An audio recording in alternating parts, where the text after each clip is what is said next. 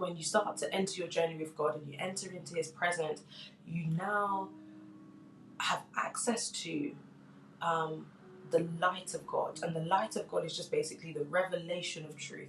Yeah, it is the revelation of knowledge, something new that you just didn't know before, that you didn't maybe recognize before, you didn't see it before.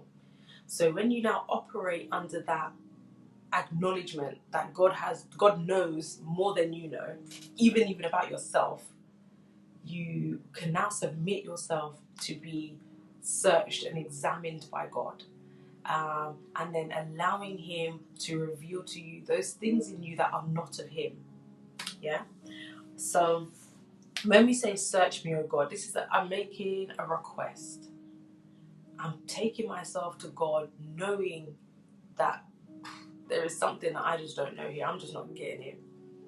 But I know that God, I know that you can tell me what it is. You can help me. And know my heart. I think I have spoken to you guys before about the place of knowing. Knowing is a journey. It's an experience that you come to with God. So, and I was kind of considering and contemplating an analogy today, this morning, about imagine your heart is a place. It's a space. And even imagine it as like, say, spring cleaning. We all know about the concept of spring cleaning. Imagine your heart is a place, and you're now asking God, come in to my heart, my physical, come in, walk into my heart and search. Have a look around under every sofa and every corner on every shelf, and know every inch of that space. So, you know, sometimes you'll go into a house and it's like someone asks you, oh, where's the cups? Where's the sugar? Where's the milk? And you know, because it's your house. Yeah. You want God to know your house, your heart, as good as you know it.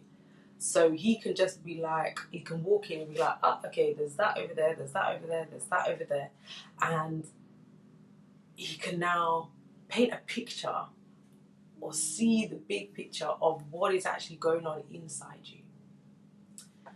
And then He can now administer the advice to you based on the condition of what He has now found. So, search me, O God, and know my heart. Test me and know my anxious thoughts. Now, to be tested in something, it is, you go through certain experiences. And I spoke last week about each word of God is like a journey that you go down.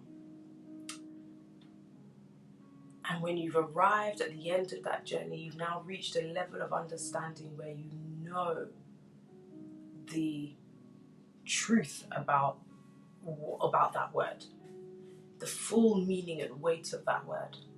So when now God searches us and He tests what He has found, it's test, is it good?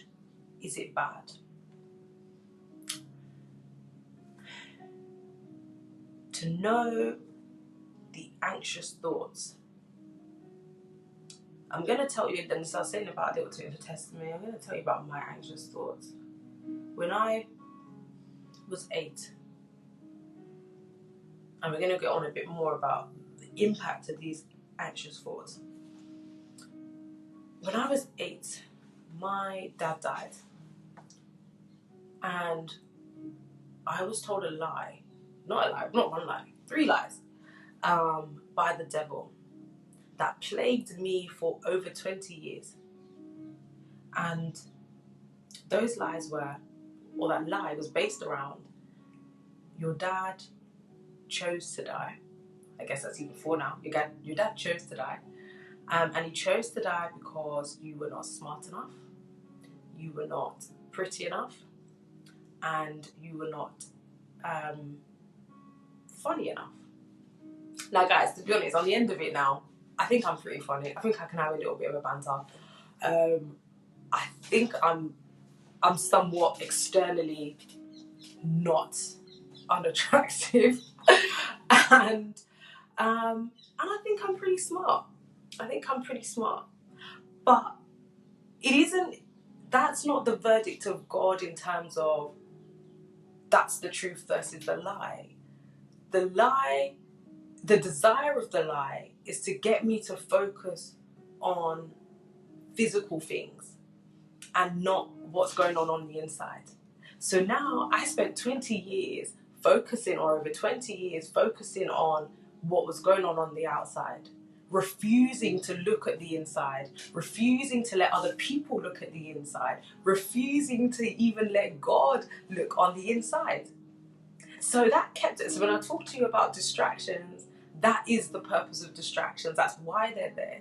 They're there to take you away from ever building on yourself, making yourself stronger, making yourself complete through the eyes of God and through the verdict of God.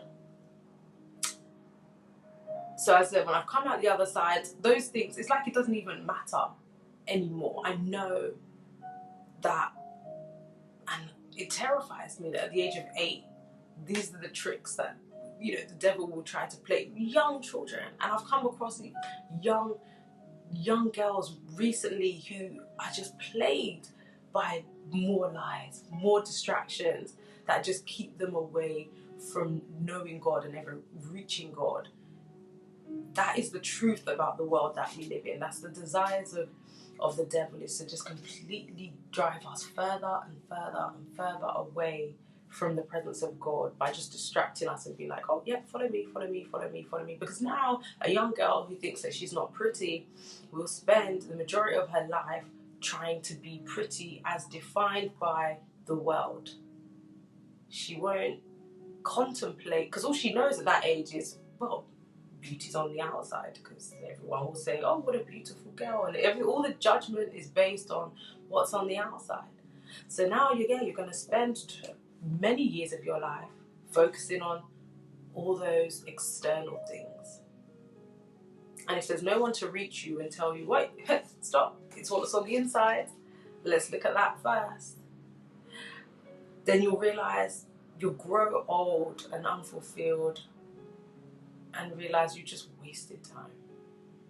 You've wasted time.